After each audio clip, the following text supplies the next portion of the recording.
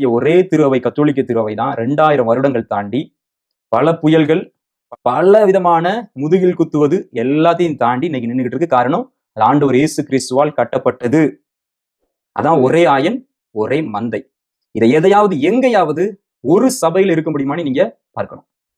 இயேசு கிறிஸ்து கத்தோலிக்க டினாமினேஷனை ஏற்படுத்தலை. கத்தோலிக்கம் என்பது ஒரு டினாமினேஷன் இன்றைக்கு. எப்படி மற்ற சபைகள் புரொட்டஸ்டன்ட்லே காணப்படுகிற பெந்தெகோஸ்தே, சிஎஸ்ஐ இப்படி பல டினாமினேஷன்கள் இருக்கிறதோ, அதே போல கத்தோலிக்கும் உலகத்திலே பெரிய அளவில் இருக்கக்கூடிய டினாமினேஷன், ஒரு பெரிய மதம். இயேசு கிறிஸ்து அதை உருவாக்கவில்லை.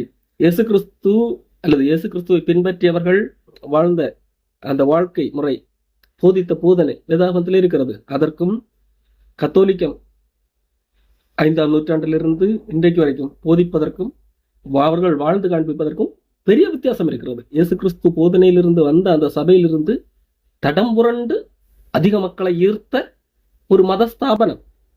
ஏதாவது சொல்லுவது, கேட்டுக்கு போகிற வாசல் விரிவானதாக இருக்கும், அதிக மக்கள் அங்கே போவார்கள் என்று சொல்லி. அதிக மக்கள் கூட்டம் இருப்பதனாலோ, பிரபலமாக இருப்பதனாலோ, எல்லா நாடுகளிலும் இருப்பதனாலோ அது உண்மை என்றாகிவிடாது. வேதாகமம் என்ன சொல்லுகிறது? அதற்கு உண்மையாக இருக்கிறதா, அதன்படி இருக்கிறதா என்றுதான் நாம் பார்க்க வேண்டும். கடவுளுடைய வார்த்தைக்கு உட்பட்டு இருக்கிறதா என்கிறத அடிப்படையிலே தான் அது தேவனுடைய சபையா இல்லை மத கூடாரமா என்று சொல்ல முடியும். இயேசு கிறிஸ்துவுக்கு முன்பதாகவே பல்வேறு வித மதங்கள் இருந்திருக்கிறது. அது இன்றைக்கும் இருக்கிறது. புத்த சமயம் இயேசு கிறிஸ்துவுக்கு முன்பே தோன்றிய மதம். சமண சமயம் இயேசு கிறிஸ்துவுக்கு முன்பே தோன்றிய மதம். வேத சமயங்கள் இயேசு கிறிஸ்துவுக்கு முன்பே இருக்கின்ற மதங்கள். அவைகளெல்லாம் இன்று இருக்கிறது, பல நூற்றாண்டுகளாக 1000 ஆண்டுகளாக இருக்கிறது என்கிறதற்காக அதெல்லாம் உண்மை என்று சொல்லிவிட முடியுமா? இல்லை. ஒரு மதம் எத்தனை ஆண்டுகள் நிலைத்திருக்கிறது, அதில் எவ்வளவு மக்கள் மெம்பர்களாக இருக்கிறார்கள் என்கிற அடிப்படையில இது உண்மை இது பொய் என்று தீர்மானிப்பது. இயேசு கிறிஸ்து அப்படி எண்ணிக்கையின் அடிப்படையில அல்லது எது நீண்ட காலம் இருக்கிறது என்கிற அடிப்படையிலே எது உண்மை எது பொய் என்று தீர்மானியுங்கள் என்றா சொன்னார். சத்தியத்தின்படி, நியாயத்தின்படி என்கிறது இல்லது சொன்னார். தோற்றத்தின்படி தீர்ப்பு செய்யாமல் நீதியின்படி தீர்ப்பு செய்யுங்கள் என்றல்லவா சொன்னார். சபையானது சத்தியத்திற்கு தூணும் ஆதாரமாய் இருக்கிறது என்று சொல்லி வேதாகம் சொல்லுகிறது. அப்போ சத்தியத்திற்கு தூணாக ஆதாரமாக இருக்கின்ற மக்கள் கூட்டம் மட்டுமே சபை. அது எந்த டினாமினேஷனுக்கு உட்பட்டிருக்க வேண்டும் என்கின்ற எந்த அவசியமும் இல்லை. அதே போல போப் என்கின்ற ஒற்றை தலைமையின் கீழாக நீண்ட காலமாக இருக்கிறது, அப்படியெல்லாம் ஆண்டவர் இயேசு கிறிஸ்து ஏற்படுத்தவும் இல்லை. பேதுரு தவறு செய்தால் பவுல் கூட கண்டிக்கக்கூடியவராகத்தான் இருந்தார். பவுல் தீமோத்தேயுக்கு சொல்லும்போது பட்டணங்கள் தோறும் மூப்பரை ஏற்படுத்து என்றுதான் சொல்லி இருக்கிறாரே தவிர எல்லா பட்டணங்களுக்கு ஒற்றை தலைவர் போப்பு, அவர் ரோமிலே இருப்பார், அவர் சொல்லுகிறதான் சட்டம், போப்புட வார்த்தை பாரம்பரியம் பைபிளுக்கு இணையானது, இப்படியெல்லாம் ஆண்டவர் சொல்லவில்லை. ஆனால் இன்றைக்கு இருக்கிற அந்த கத்தோலிக்க மதம் என்பது இந்த வேதாகமத்தில் சொல்லப்படாத எந்த காரியங்களை தான் தூக்கி கொண்டாடி கொண்டிருக்கிறது. அப்படி இருக்கும்போது அது எப்படி இயேசு கிறிஸ்து தோற்றுவித்த சபையாக இருக்க முடியும்? நீங்க பாத்தீங்கன்னா இன்னைக்கு உங்க ஆலயத்துல இன்னைக்கு நீங்க தமிழ்ல திருப்பலியை தந்தையானவர்கள் நிறைவேற்றுகிறார் அப்படின்னா, காலையில சின்ன ஜெபத்துல இருந்து வாசகம், முதல் வாசகமா இருக்கலாம், பதிலுரை பாடலா இருக்கலாம், நற்செய்தியாக இருக்கலாம், இது எல்லாமே உலகம் முழுமைக்கும் ஒன்று.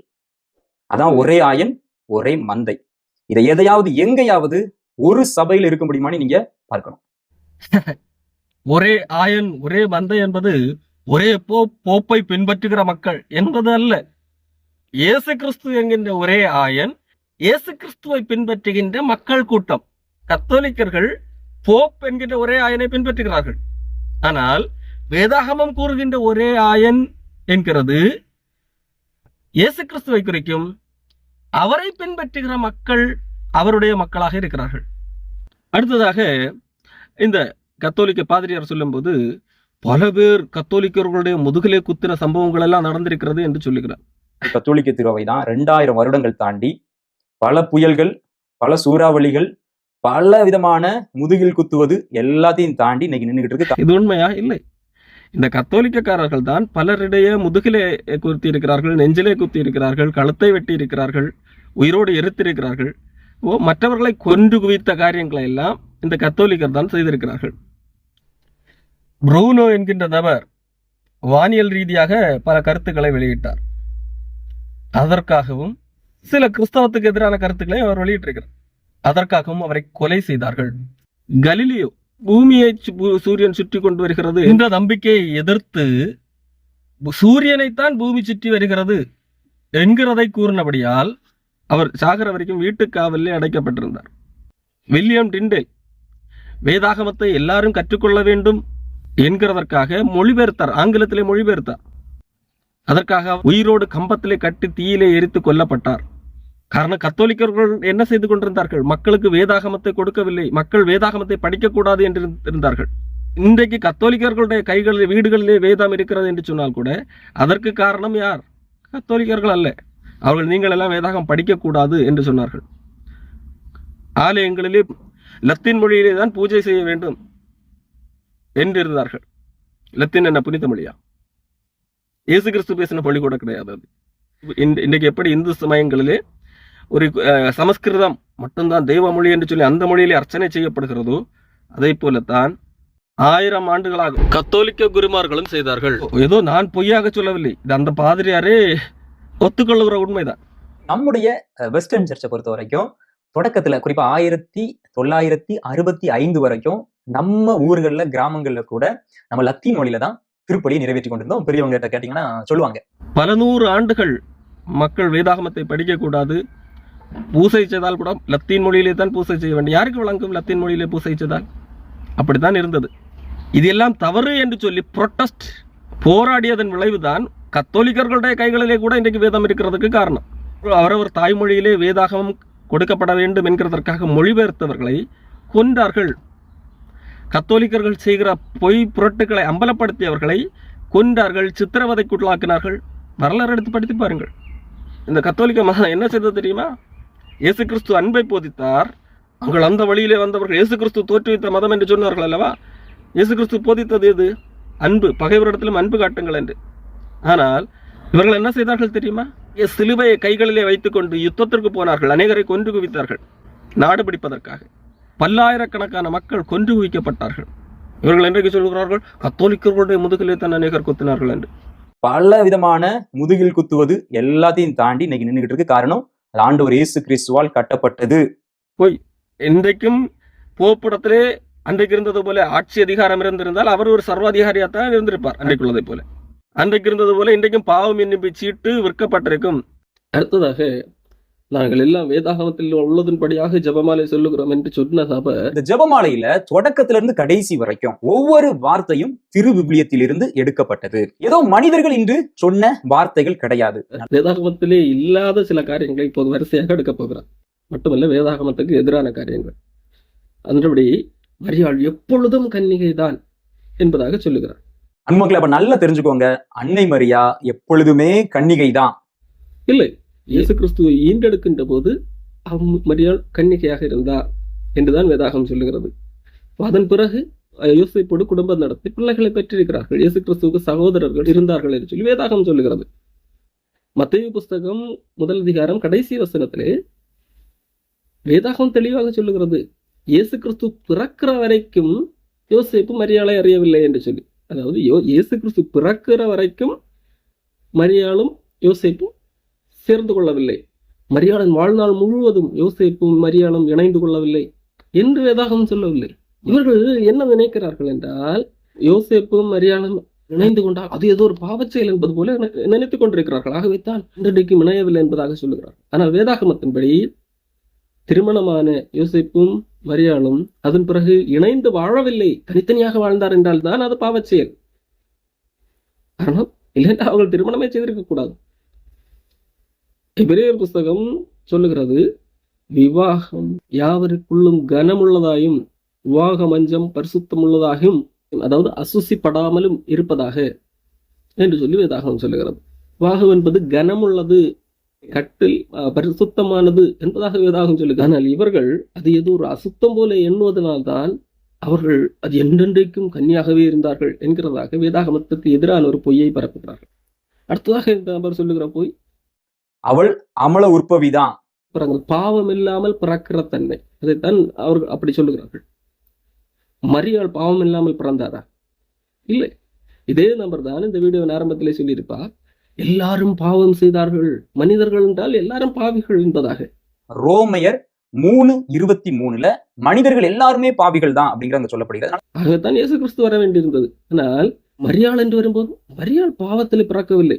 மரியாள் பாவத்தில் எல்லாம் பிறக்கவில்லை, அவர் பரிசுத்தத்திலே தான். அது இயேசு கிறிஸ்து எப்படி பிறந்தாரோ பாவம் இல்லாமல் பிறந்தார் அல்லவா, அதே போலத்தான் மரியாளும் பிறந்தார் என்பதாக இவர்கள் சொல்லுகிறார்கள். அதான் அமல உற்பம் என்று சொல்லுகிறார். உண்மையிலேயே மரியாள் அப்படி பாவமே இல்லாமல் பிறந்தார் என்று சொன்னால் இயேசு கிறிஸ்து வர வேண்டிய தேவையில்லையே. மரியாளே ரத்தம் சிந்தி எல்லாரையும் உலகத்தையும் மீட்டிருக்கலாமே. அப்படி அல்ல. எல்லா மனிதர்களும் பாவிகள் தான், பிறக்கும் போதே பாவிகளாகத்தான் பிறக்கிறார்கள். மரியாள் மட்டும் விதிவிலக்கு என்பதாக அவர்கள் கொண்டு வருகிற காரியம் பொய். இந்த கான்செப்டை எப்பொழுது 150 வருடங்களுக்கு முன்பதாகத்தான் கொண்டு வந்தார்கள். 1854 9ஆம் பியூஸ் என்கின்ற நபர் தான் இதை கொண்டு வந்தது. வேதாகமத்திலே இதற்கு எந்த ஆதாரம் இல்லை என்கிறதற்காக 1858ஆம் ஆண்டு ஒரு பொய் கதையை அவிழ்த்து விடுகிறார்கள். லூர்து என்கின்ற இடத்திலே பெர்னதெத் சுபிரு என்கின்ற பெண்ணுக்கு மரியாள் நேரடியாக தோன்றி நான் பாவம் இல்லாமல் பிறந்தேன், இமாக்குலேட் மேரி என்று சொல்லி நேரடியாக தோன்றி வாய் திறந்து சொன்னார்களாம். இப்படி ஒரு கட்டுக்கதையை அவிழ்த்து விட்டார்கள். வேதாகமத்தின் அடிப்படையில் இல்ல, அப்படிப்பட்ட பொய் கதையின் அடிப்படையிலே தான் இந்த கான்செப்டை இவர்கள் உருவாக்கினார்கள். நம்ம லூர்துல அன்னை மரியா காட்சி கொடுத்து ஐ எம் தி இமாக்குலேட் அப்படின்னு சொன்னதுக்கு அப்புறம் அந்த டாக்குமா இந்த விடயங்கள் எல்லாமே அந்த குறிப்பிட்ட காலத்துல தான் நடக்கிறது. அது எல்லாமே நமக்கு ரெட்டிப்பான உறுதியை கொடுத்ததாக நம்ம எல்லாரும் விசுவசிக்கிறோம். அடுத்ததாக இவர்கள் சொல்லுகிற காரியம் மரியாள் வான ராக்கினி தான், அதாவது விண்ணக அரசி, பரலோகத்துக்கு அரசி மரியாள் என்று சொல்லி. விண்ணகத்திற்கும் மண்ணகத்திற்கும் ராக்கினி தான், அரசி தான். எப்படி வேதாகமத்தில் எங்க சொல்லப்பட்டிருக்கிறதா? இதெல்லாம் வேதாகமத்தில் இல்லாத காரியங்கள். இவர்கள் சம்பந்தமே இல்லாமல் வெளிப்படுத்தின விசேஷம் 12ஆம் அதிகாரத்தை காண்பிப்பார்கள். அது அடையாளம். அது யோவானுக்கு வெளிப்படுத்தப்பட்ட போது ஒரு அடையாளம் காண்பிக்கப்படுகிறது. அடையாளம். அங்கே ஒரு ஸ்திரீ அடையாளமாக காண்பிக்கப்படுகிறார். அது மரியாதை குறிப்பதல்ல, அது ஒரு தேசத்தை குறிக்கக்கூடிய ஒன்று. இஸ்ரவேல் தேசத்தை குறிப்பதற்காக ஒரு ஸ்திரீ அடையாளமாக காண்பிக்கப்படுகிறது. அந்த வெளிப்படுத்தின விசேஷம் 12ஆம் அதிகாரத்தை வாசித்தால் எளிதாக புரியும். ஆனால் இவர்கள் விண்ணகத்துக்கு அரசி என்று சொல்லி, வானராக்கினி என்று சொல்லி பயன்படுத்துகிறார்கள். பழைய ஏற்பாட்டிலும் இப்படித்தான் விண்ணக அரசி என்று சொல்லி பலியிட்ட கொண்டிருந்தார்கள்.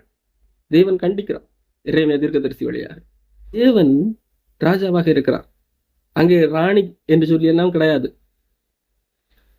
இயேசு கிறிஸ்துவை ஏற்றுக்கொண்டு ரட்சிக்கப்பட்டவர்கள் நாமும் இயேசு கிறிஸ்துவோடு கூட ராஜாக்களாக இருந்து ஆளுகை செய்வோம். இங்கே ராணி என்று சொல்லி ஒரு கேட்டகரி எல்லாம் கிடையாது. மரியாளாக இருந்தாலும் சரி, யாராக இருந்த ரட்சிக்கப்பட்ட எல்லாரும் இயேசு கிறிஸ்துவோடு கூட ராஜாக்களாக ஆளுகை செய்வோம். ஆனால் மரியாள் மட்டும் விண்ணகத்துக்கு அரசி என்கின்ற ஒரு பதவி அப்படியெல்லாம் இல்லை. இதெல்லாம் வேதாகமத்திலே இல்லாத இந்த மதவாதிகள் உள்ளே நுழைத்த தவறான காரியங்கள். பாவிகளின் அடைக்கலம் தான். பாவிகளின் அடைக்கலம் மரியாளா? இல்லை, இயேசு கிறிஸ்து மட்டுவரே பாவிகளின் அடைக்கலம். இயேசு கிறிஸ்துவே நமக்காக ரத்தம் சிந்துகிறவர், அவரே மரித்து எழுந்தும் இருக்கிறவர், நமக்காக வேண்டுதல் செய்கிறவரும் அவரே, மரியாள் அல்ல. இறந்தவர்களிடத்திலே ஜெபம் பண்ணலாம் என்பதற்கு இவர் சில ஆதாரங்களை வசனத்திலிருந்து தருகிறார்கள். அந்தோனியாட்டையான் ஜபிக்கிறிய, மாதாட்டையான் ஜபிக்கிறிய, சூசைப்பட்டையான் ஜபிக்கிறிய, சவேரியாட்டையான் ஜபிக்கிறிய, நிறைய கேள்விகளை நிறைய பிப்ளிக்கல் ஸ்காலர்ஸ் கேட்டுட்டு இருக்காங்க இல்லையா? 1-2 வசனங்களை நான் உங்களுக்கு முன்னாடி வைக்கிறேன். அந்த வசனத்துக்கு நீங்க விளக்கத்தை தேடி கண்டுபிடிங்க. வெளிப்படுத்தின விசேஷத்திலே யோவான் அழும்போது அழாதே என்று சொல்லி ஒரு மூப்பர் ஒருவர் சொல்லுகிறார். அது யார்? அது இறந்தவரா உயிரோடு இருக்கிறவரா என்று கேட்க. திருவெளிப்பாடு புத்தகம் 5:8. அப்பொழுது மூப்பருள் ஒருவர் என்னிடம், அழாதே, யூதா குலத்தின் சிங்கமும் தாவீதின் குலக்கொழுந்துமானவர் வெற்றி பெற்று விட்டார். அவர் அந்த 7 முத்திரைகளை உடைத்து ஏட்டை பிரித்து விடுவார் என்று கூறினார். இந்த மூப்பர்னு ஒருத்தர் இருக்கார் இல்லையா? அந்த மூப்பர் யாரு? அவர் இறந்தவரா இல்ல உயிரோடு வாழ்ந்து கொண்டிருந்தவரா? அது யாரு அப்படிங்கிறத இங்க ஒருவேளை புனிதர்கள்ட்ட நீங்க ஜெபிக்க கூடாது அப்படின்னு சொல்லிட்டு இருக்க ஆட்கள் இதற்கு எனக்கு விளக்கம் வேணும். இந்த மூப்பர் யார் அப்படின்னு சொல்லிட்டு நீங்க எனக்கு சொல்லணும். வெளிப்படுத்தின விசேஷம் என்பது யோவானுக்கு வெளிப்படுத்தப்பட்ட ஒரு காட்சி. அது பல காரியங்கள் நேரடி அர்த்தம் உடையவைகள் அல்ல. அதிலே மூப்பர் என்கின்றது பரலோகவாசி. எப்படி பரலோகத்திலே தூதர்கள் இருக்கிறார்களோ அதே போல 4 ஜீவிகள் இருக்கிறது, 4 ஜீவன்கள் இருக்கிறது என்று சொல்லி அந்த வரிசையிலே பரலோகத்திலே 24 மூப்பர்கள் இருக்கிறார்கள். அந்த மூப்பர்களிலே ஒருவர். அது யோவான் வெளிப்படுத்தும் போது கண்ட காட்சி. இதற்கும் மரித்தவர்களிடத்திலே ஜெபிப்பதற்கு என்ன சம்பந்தம் இருக்கிறது? இதே வெளிப்படுத்துற விசேஷத்திலே ஒரு சம்பவம் எழுதப்பட்டிருக்கிறது. யோவானுக்கு பல காரியங்களை காண்பித்து கொடுத்த அந்த தூதனை வணங்கும்படியாக யோவான் காலிலே விழுகிறார். அப்பொழுது தூதன் சொன்னது என்ன தெரியுமா? உன்னோடு கூட தேவனை தொழுது கொள்ளத்தக்கதாக நானும் ஒரு ஊழியக்காரன், என்னை அல்ல தேவனை தொழுது கொள்ள என்பதாக. இது வசனம் எல்லாம் கத்தோலிக்கர்களுடைய கண்களுக்கு தெரியாது. சிலைகளையும் மனிதர்களையும் விழுந்து வணங்கி தொழுது கொண்டிருக்கிறார்கள். அடுத்ததாக எபிரேயர் புத்தகம் 12ஆம் அதிகாரத்திலே மேகம் போன்ற திரளான சாட்சிகள் நம்மை சூழ நிற்க என்று சொல்லி வருகிறது. இவர்கள் யார்? திரண்டு வரும் மேகம் போல இத்தனை சாட்சிகள் நம்மை சூழ்ந்து நிற்க, இவர்கள் யார் அப்படின்னு சொல்லியும் எனக்கு நம்ம விவிலிய அறிஞர்கள் எனக்கு தெளிவுபடுத்துங்க. சரியா? நம்ம இவர்கள் யார்? இவர்கள் யார்? அதுக்கு முந்தின அதிகாரத்திலே சொல்லப்பட்டிருக்கிறது. ஆபேல் முதல் பல விசுவாச வீரர்களுடைய பெயர்கள் எழுதப்பட்டிருக்கு. அவர்கள் இறந்து போனவர்கள் தான். ஆனால் அவர்களை குறித்து என்ன சொல்லப்பட்டிருக்கிறது? அவர்கள் திரளான சாட்சிகள் நமக்கு முன்பாக இருக்கிறார்கள். அது சாட்சிகள். அப்போ அவர்களுடைய வாழ்க்கை பார்க்கும்போது அவர்கள் தேவனிடத்திலே விசுவாசமாக இருந்திருக்கிறார்கள் என்கிறதை நாம் கற்றுக்கொள்கிறோம். அல்லது அது ஒரு நமக்கு ஒரு பாடமாக இருக்கிறது என்கிறதற்காக அவர்களிடத்திலே போய் ஜெபியுங்கள் என்ற வேதாவசனம் சொல்லுகிறது. அப்படி திரளான சாட்சிகள் இருக்க அடுத்து என்ன செய்ய வேண்டும்? விசுவாசத்தை துவக்குகிறோரும் முடிக்கிறோருமாக இயேசு கிறிஸ்துவை நோக்கி நமக்கு நியமித்திருக்கிற ஓட்டத்திலே பொறுமையாக ஓடக்கடவோம் என்று சொல்லப்பட்டிருக்கிறதே ஒழிய அந்த திரளான சாட்சிகளை பார்த்து ஓடுங்கள் என்று சொல்லப்பட்டிருக்கிறது. அந்த வசனத்திலேயே இயேசு கிறிஸ்துவை நோக்கி ஓடக்கடவோம் என்றுதான் சொல்லப்பட்டிருக்கிறது. அவர்களுடைய வாழ்க்கையில் இருந்து நல்ல காரியங்களை கற்றுக்கொள்ளலாம். அவர்கள் எப்படி விசுவாசமாக இருந்தார்கள் கற்றுக்கொள்ளலாம். ஆனால் அவர்களிடத்திலே போய் ஜெபம் பண்ணலாம் என்று சொல்லி வேதாகம் சொல்லவில்லை. அடுத்ததாக இயேசு கிறிஸ்து கூறிய ஓமையிலே, தந்தை ஆபிரகாமே எனக்கு இறங்கும். யார் சொல்றா? லாசருக்கிட்ட அந்த செல்வந்தருடைய அந்த ஓமையிலன்னு சொல்றாரு. ஆண்டவர் நடக்காதத ஓமையா சொல்வாரா அப்படிங்கிறத நீங்க தெரிஞ்சுக்கணும். ஐஸ்வர்யவான் ஆபிரகாமை நோக்கி பேசுகிறார். இதை காரணம் காட்டி ஆபிரகாம் மரித்தவர் தானே எப்படி பேசுகிறார் என்று அது இயேசு கிறிஸ்து கூறின ஓமையிலே ஐஸ்வர்யவனும் மரித்தவன், ஆபிரகாமும் மரித்தவன், லாசரும் மரித்தவன். அங்கே நடக்கிற ஒரு கான்வர்சேஷனாக ஒரு ஓமையாக காண்பிக்கப்படுகிறது. ஓமை என்றாலே மக்களுக்கு பல காரியங்களை புரிய வைப்பதற்காக கதை வடிவிலே சொல்லப்படுகிற காரியம். அந்த இடத்திலே உயிரோடு இருக்கிற நாம் மரித்தவர்களிடத்திலே ஜெபம் பண்ணலாம் என்கிறதற்கு அது உதாரணமா அல்ல. அங்கே சொல்லப்பட்டது ஐஸ்வர்யவான் லாசரு என்கிறவர்களுடைய 2 பேர் பூமியில எப்படி இருந்தார்கள், அவர்களுடைய முடிவு எப்படி, இதிலிருந்து நாம் என்ன கற்றுக்கொள்கிறோம் என்கிறதற்காக சொல்லப்பட்ட காரியம்.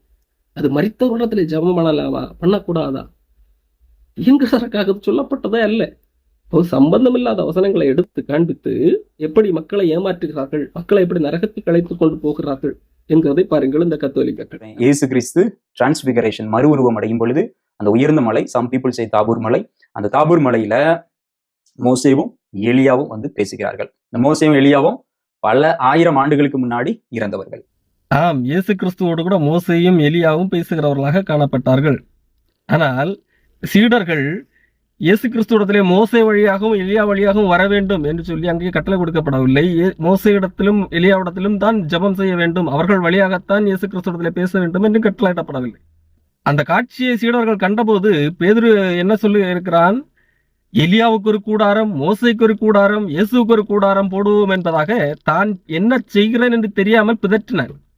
இன்னைக்கு நீங்கள் மரியா, பவுல், மோசே, புனிதர்கள் எல்லாரையும் இயேசு கிறிஸ்துவுக்கு இணையாக வைத்து கும்பிடுகிறீர்கள் அல்லவா? அதை போலதான் இயேசுக்கு ஒரு கூடாரம், எலியாவுக்கு ஒரு கூடாரம், மோசேக்கு ஒரு கூடாரம் என்று சொல்லி பேதுரு நினைத்தான். ஆனால் அவன் என்ன செய்கிறான் என்று தெரியாமல் அப்படி செய்தான் என்று சொல்லி வேதம் சொல்லுகிறது. அவன் இப்படி நினைத்த மாத்திரத்திலே அந்த மோசையும் காணாமல் போய்விட்டார், எலியாவும் காணாமல் போய்விட்டார். இயேசு கிறிஸ்துவ மாத்திரமே அங்கு நிற்கிறார். பிதாவானவர் சொல்லுகிறார், இவரே என் நேசகுமாரன், இவருக்கு செவி கொடுங்கள், இயேசு கிறிஸ்துவுக்கு செவி கொடுங்கள் என்கின்ற சத்தம் உண்டாயிற்று. ஆகவே தயவு செய்து வேதாகம் வசனத்துக்கு திரும்புங்கள். இல்லை என்றால் சாத்தானுடைய ஏவலாட்களாகிய இவர்கள் உங்களை வஞ்சித்து உங்களை நரகத்துக்கு இழுத்துக்கொள்ள வழிபார்க்கிறார்கள். தயவு செய்து வேதாகம் வசனத்துக்கு திரும்புங்கள். எந்த மத நிறுவனங்கள், டினாமினேஷன் கோட்பாடுகள் அவைகளுக்குள்ளாக சிக்கிக்கொள்ளாமல் வேதாகம சத்தியத்திற்கு இயேசு கிறிஸ்து கூர்ண உண்மைக்கு நேராக திரும்புங்கள். சத்தியம் உங்களை விடுதலையாகும்.